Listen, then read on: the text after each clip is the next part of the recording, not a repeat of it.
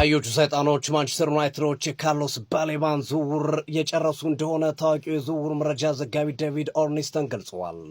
ትናንት በመረጃችን እንደገለጽንላችሁ ካርሎስ ባሌባን ማንቸስተር ዩናይትዶች ተመልሰው ለማስፈረም ጥረት እያደረጉ እንደሆነ ስንገልጽላችሁ እንደነበረ ይታወሳል። በዝውውሩ ላይም ኒውካስልም ጣልቃ ገብቶ የሁለቱ ክለቦች ይህንን ተጫዋች ለማዛወር እየተፎካከሩ እንደሆነ መግለጻችን ይታወሳል። ዛሬ እየወጡ ያሉ ጉዳዮች እንደሚገልጹ ከሆነ ካርሎስ ባሌባ ከማንቸስተር ዩናይትድ ጋር በግሉ ጉዳዮች ላይ የተስማማ ሲሆን የክለብ ለክለብ ግንኙነቱም በጥሩ ሁኔታ እየሄደ እንደሚገኝና ብራይተን ለዚህ ተጫዋች ዝውውር 60 ሚሊዮን ፓውንድ አካባቢ ከቦነስ ውጭ ለመቀበል መዘጋጀቱ የተነገረ ሲሆን አጠቃላይ ዝውውር ዋጋው 65 ሚሊዮን ፓውንድ ይሆናል ተብሎ ይጠበቃል። 60 በቀጥታ የሚከፈል 5 ደግሞ በቦነስ መልክ እንደሚከፈል እየተጠበቀ ይገኛልና የተጫዋች አምና ከ100 ሚሊዮን ፓውንድ በላይ ያወጣል በሚል ብራይተኖች ተጫዋቹን አንሸጥም ማለታቸው ይታወሳል። ነገር ግን ይህንን ተጫዋች ሀሳባቸውን ቀይረው ከ40 ሚሊዮን ፓውንድ በላይ ቀንሰው የተጫዋቹን ዝውውር ለማጠናቀቅ ማንቸስተር ዩናይትዶች ተዘጋጅተዋል። አዋጭ ነው ትላላችሁ? ማንቸስተር ዩናይትድ ባሌባን ማምጣቱ በተለይ አምና ያሳየው አቋም ትንሽ አወዛጋቢ ወይም ደግሞ አቋም ጉዳይ ጥያቄ የሚያስነሳ እንደነበረ ይታወሳል። ለዛ ነው እንግዲህ 45 ሚሊዮን ፓውንድ አካባቢ የቀነሱት ተጫዋች የዝውውሩ ዋጋ ላይ። ማንቸስተር ዩናይትድ ተጫዋቹን ማዘዋወሩን ትደግፉታላችሁ? ሀሳብ ስጡበት። ዝውውሩ በጥቂት ቀናቶች ውስጥ የሚጠናቀቅ ይመስላል እንደ ኦርኒስተን አገላለጽ። ይመቻችሁ። ኢና ሊላሂ ወኢና ኢለይሂ ራጂዑን። እኔ ደግሞ አርፍጄ የተነሳው ቀን በአላህ ምን አይነት ማይሆን ዜና ነው ሁሌ የሚገጥመኝ በአላህ። እሺ በቋጠሮ የዚህ ልጅ ጅማት ነው ቁርጭምጭሚት በጣስን እንደዛም ሆኖ አንቺ ከመጀመሩ ነው ቆይ በፍጥነት እንደዚህ ምናምን የጀመርሽው በአላህ ከመጀመሩ ቴልማንስም እንደዚህ ቆሌን ምሳሌ በላስን ቆሌን ገፎኝ እዛው ሳልከፍል መጥቼ አሯሩጦ አስከፈሉ። እሺ አሁን ደግሞ ባሌባን ከዚህ ልጅ ጋር ደግሞ እንዲህ ተናንቀህ ልትሞት እኔ ቆይ በአላህ ሳንቶስን ስታደንቅ ነበር። ሳንቶስዬ ደስተኛ ነኝ ምናምን ስትሉ ነበር እንዴ?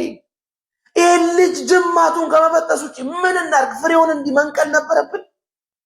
ከመጀመሩ ነው እንደዚህ ሰውን ጉድ መስራት ጀመርሽው። በፍጥነት መጨረሽ ጀመርሽው ከመጀመሩ ነው። በአላህ አንድ ነገር ይጎል ነበር፣ እሱንም አገኘኸው። በቃ አገኘኸው። እንዳንተ የጀርባ ቅማል ቢሆንብን የለም። በመጨረሻ ዩናይትድ ባሌባ ሂር ዊ ጎ ሱን። በስመ አብ እኔ እንዴት ደስ እንዳለኝ ኤክስ ላይ አይቼው አላመንኩም።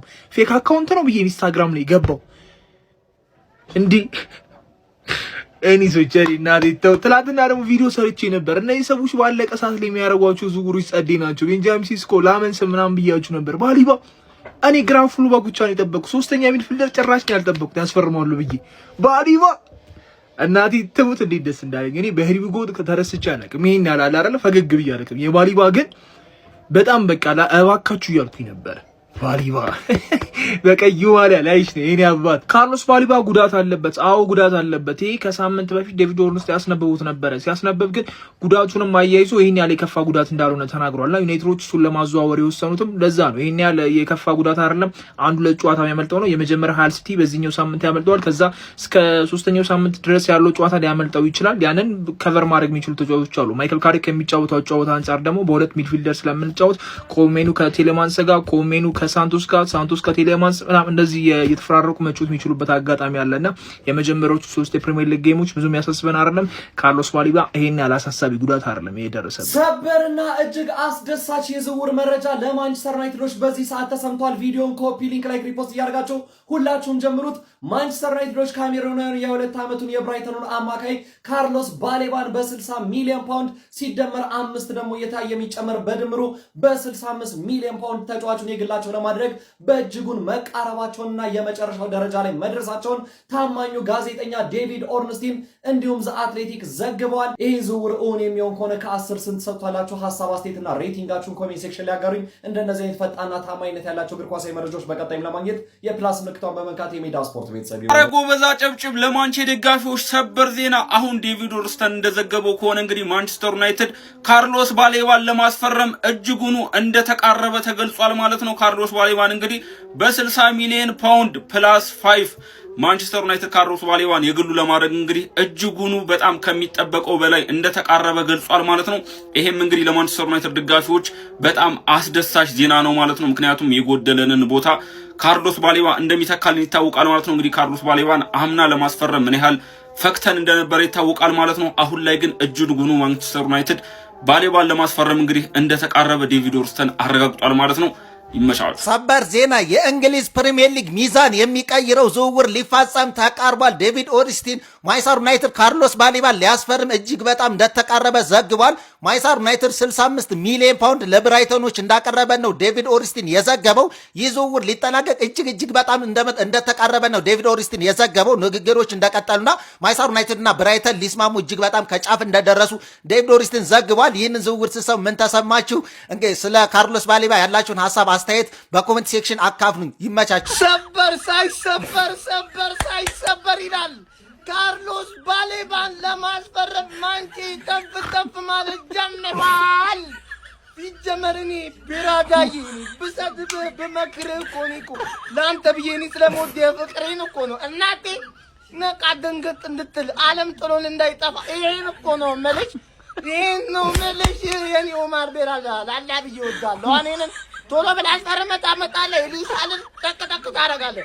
በጣም ተመችቶኛል። ቢግ ሪስፔክት ብያለሁ። ሰበር ዜና ማንቸስተር ዩናይትድ ካርሎስ ባሌባን ከብራይተን ለማስፈረም መቃረቡን ዴቪድ ኦርንስቴ ዘግቦታል። ጋይስ ዴቪድ ኦርንስቴ ከዘገበው ደግሞ ዜናው እውነተኛ ነው ማለት ነው። ይህንን ተጫዋች ማንቸስተር ዩናይትድ ለአመታት ሲፈልገው ነበር፣ ምንም ጥያቄ የለውም። በ65 ሚሊዮን ፓውንድ አጠቃላይ ገንዘብ ነው ማንቸስተር ዩናይትድ ይህንን ተጫዋች ወደ ኦልድ ትራፎርድ ያመጣዋል የተባለው። ሶ ለማንቸስተር ዩናይትድ ምንም ጥያቄ የለውም፣ እጅግ በጣም አስፈላጊ ዝውውር ነበረ። ምንም ጥያቄ የለውም። ካርሎስ ባሌባም ባለፈው የውድድር አመት ካቻምና በነበረበት አቅም ላይ አልነበረም፣ እሱን እናውቃለን። ግን ደግሞ ፖቴንሻል እንዳለው ግልጽ ነው። ይሄ ተጫዋች ወደ ኦልድ ትራፎርድ ለመምጣት ጫፍ ላይ መድረሱን ተዘግቧል። በጣም የገረመኝን ነገር ልንገራችሁ። የማንቸስተር ዩናይትድ ሰዎች በዚህ የውድድር ዓመት ዝውውሮቻቸውን ሲፈጽሙ ድምጻቸውን አጥፍተው ነው የሚፈጽሙት።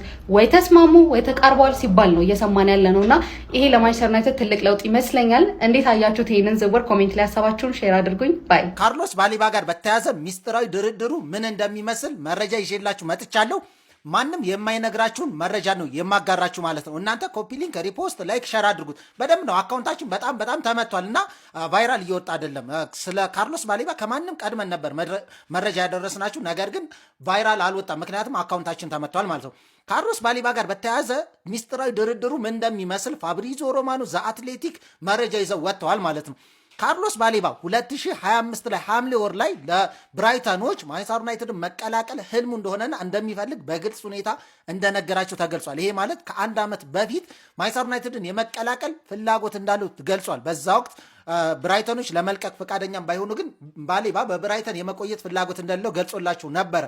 የዩናይትድ ሰዎች ግን እሱን ለማስፈረም ለምን አልተውትም ለሚለው ፋብሪዞ ሮማኖ ዘአትሌቲክም የዘገቡት ዘአትሌቲክ ሰፋ ያለ ዳሳ ሰርቶ ነበርና እዛ ላይ አንድ ያስቀመጠው ነገር ካርሎስ ባሌባ ባለፈው ሲዝን ያሳለፈው ወረስት ሲዝን ነውና እንዴት ማንቸስተር ዩናይትድ አስፈረመው? ምክንያቱም አንድ ያስፈረመበት ፖይንት ነበረ። የአፍሪካ ዋንጫ ላይ 2025 ማለት ነው በተካሄደው የአፍሪካ ዋንጫ ላይ ካርሎስ ባሌባ ለካሜሩን ሲጫወት ሲከታተሉት ነበር። የዩናይትድ ሰዎች ስቴዲየም በመገኘት ሙቡሞ ጋር የነበረውን መግባባትና የኳስ ክህሎት ተመልክተዋል። ኳስ የመንጠቅ የማቀበል ክህሎቱንና የሜዳ ላይ የማካለል ብቃቱን ተመልክተውታል እና በአፍሪካ ዋንጫው እጅግ በጣም ፐርፌክት ነበርና ምርጥ ብቃትን ነበር ማሳየት የቻለው።